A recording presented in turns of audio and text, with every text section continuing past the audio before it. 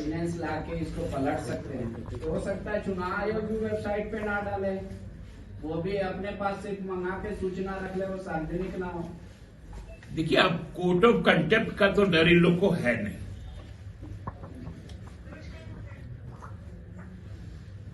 लेकिन अब एक अदालत तो फेस करना ही पड़ेगा। वो अदालत से कहां भागिएगा, वो तो अप्रैल मई में आएगा ही। जनता को तो पता नहीं चलेगा ना, आप जो कह रहे हैं देश बेचने वाला और खरीदने वाला दोनों नामों का। अरे सब मालूम है, पांडे जी को भी मालूम है कि उनको भी कितना हिस्सा मिला, और हम लोगों को भी मालूम है कि पांडे जी को किसने हिस्सा दिया। धन्यवाद। शहर के विभिन्न मुक्ति मोर्चा भी होगा, भाजपा भी होगा, कांग्रेस भी होगा, माकपा भी होगा, भाकपा भी होगा, सपा भी होगा, राजद भी होगा। सबका राशि बताइए।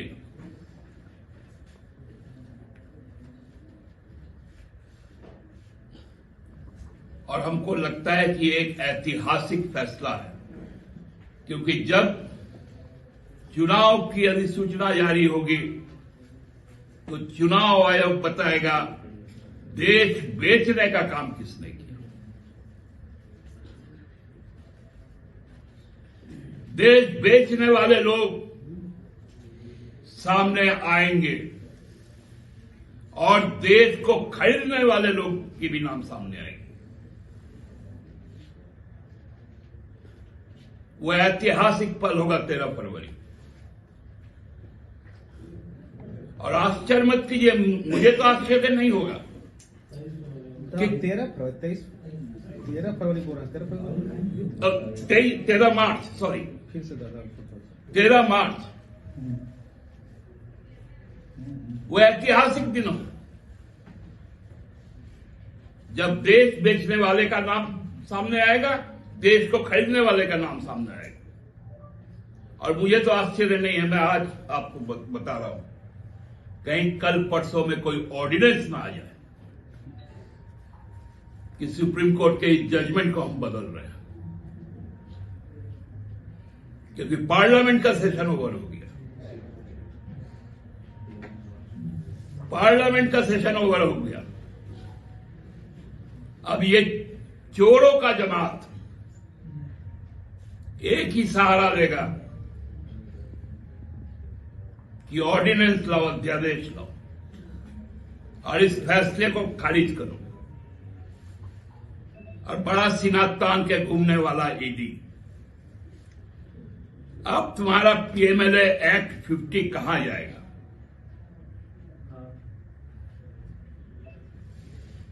अब बताओ ईडी, एक बार तो अदानी को छोड़ा था पीएमएलए में जब गुजरात का ऊर्जा विभाग का पैसा लौटाया था। अब आएगा ना अदानी, रहेगा ना रिमांड पर?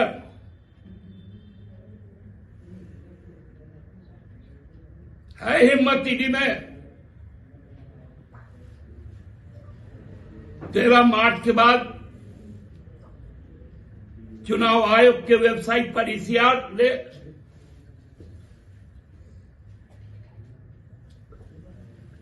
और प्रधानमंत्री मोदी को, तत्कालीन राष्ट्रीय अध्यक्ष अमित शाह को, वर्तमान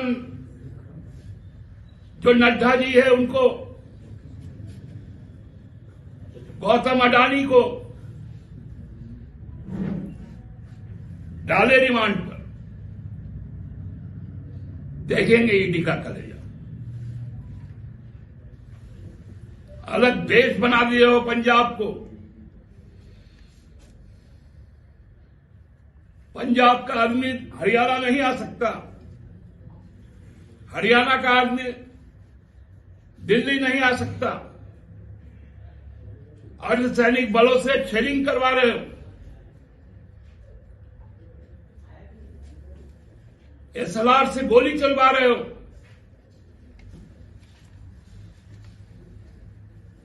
खट्टर जैसा कायर हमने कभी किसी को नहीं देखा।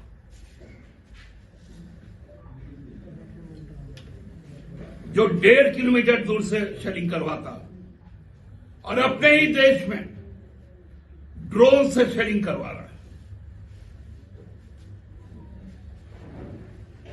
ऐसे बुज़दिल लोग हैं।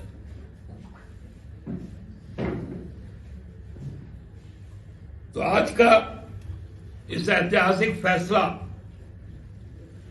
और उस फैसले के बाद भाजपा का कुतर्क का हम लोगों को इंतजार रहेगा। धन्यवाद। इसलिए कहा गया कि state bank of India election bond जारी करेगा।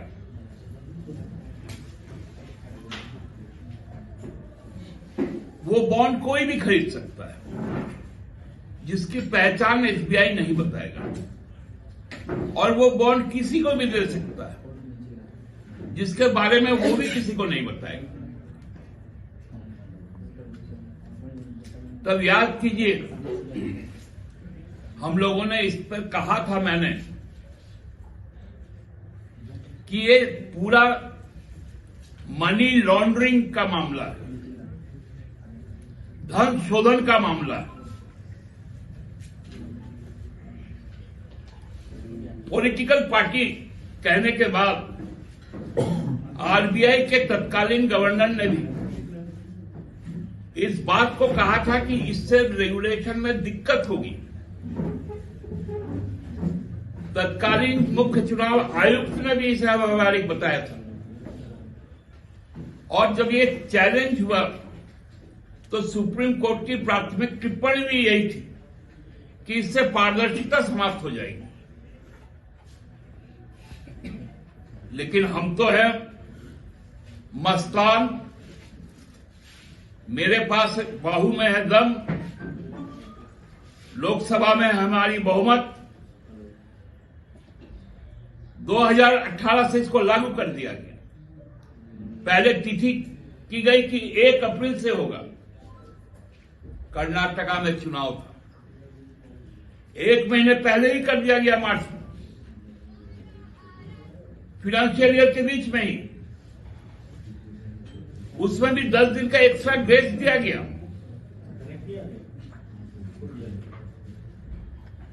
और जो इलेक्ट्रल बॉन्ड आए, जब उस पर आरटीआई हुआ तो कहा गया कि इस पर आरटीआई के दायरे से यह बाहर है।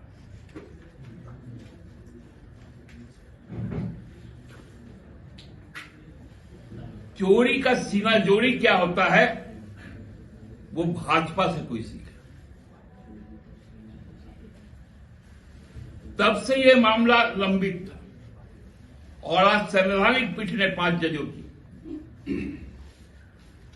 न केवल इस बात को कहा कि यह संवैधानिक है,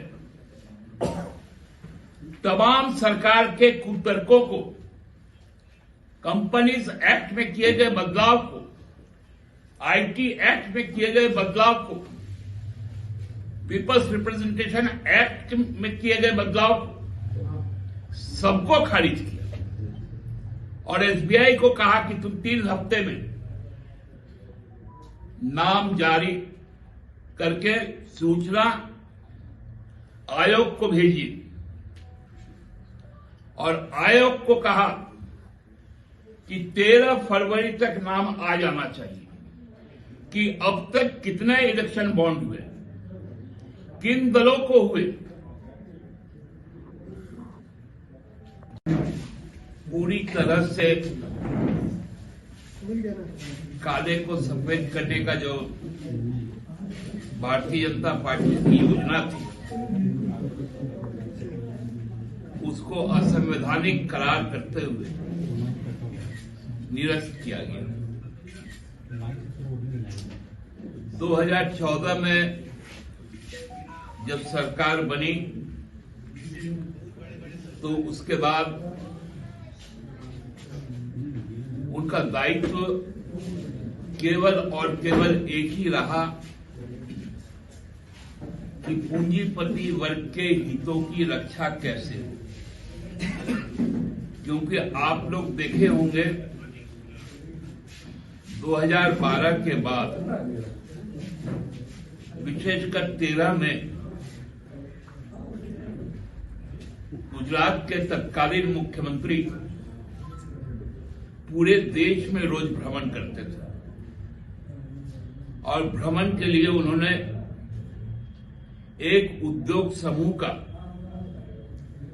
वाहन लिया था। उस उद्योग समूह का नाम अदानी था और 2014 में निर्वाचित होने के बाद उनका पहला लक्ष्य था कि अदानी समूह जो उस वक्त 10 बड़े उद्योग समूह में सबसे नीचे था, उसको कैसे रातों रात विश्व के सबसे बड़े उद्योग समूहों के न केवल दौर में बल्कि सर्वोच्च 3 पदों में 3 पायदान पर उनको रखा जाए।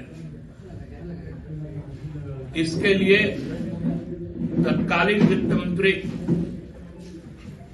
स्वर्गीय अरुण जेटली साहब, जो सुप्रीम कोर्ट के बहुत सीनियर लॉयर, कानूनविद, उनको एक विशेष टास्क दिया गया कि भाजपा का पेट तो भरना ही है, लेकिन उससे भी पहली प्राथमिकता अदानी को देनी है। 2017 में पार्लियामेंट में एक कानून पेश, बिल पेश, इलेक्ट्रल बॉन्ड, और उसको इस तरह से पेश किया गया मानो कोई क्रांतिकारी काम, क्योंकि 2016 की नोटबंदी की जो विफलताएं थी, उन विफलताओं को अब ढकना था।